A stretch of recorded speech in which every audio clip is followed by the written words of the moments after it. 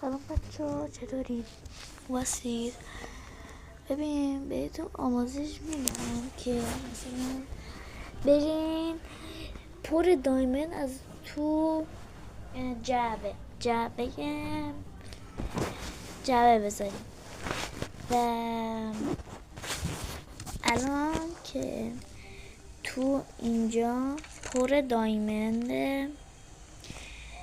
اگه میخواین شما زیاد دایمند داشته باشین این فیلم من رو نگاه کنین و چنل من رو سابسکرایب لایک یادتون نره و قطعا لایک کنید و سابسکرایب و براتون پخش زنده براتون بذارم. ببین اول میریم مثلا برای من موده، هر کی براش مثلا مود نباشه میتونه مثلا اینجوری باشه. مثلا میریم تو اینجا صبر کن بهتون خوب نشون بدم که خوب ببینید. اینجا میرید تو اینجا، بعدش میزنین، بعدش اینو میزنین اینجا. خب بعدش این لینک هست، این لینک نه،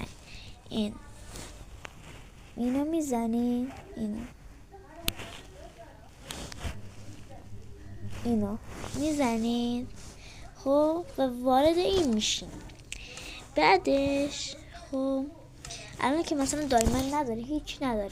خب بعدش اینجا هست، همه چی اینجا رو داره، همه چی.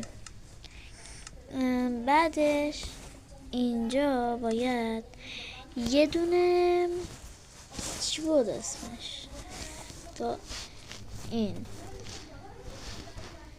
خب اینو مثلا بذارین اینجا، اینو بذارین اینجا، بعد اینو میزنی میتونی تا آخر بزنی و عشق و حال بکنید. ممنونی که ویدیو دیدین. لایک و کامنت سابسکرایب لایک یادتون نره. بای بای.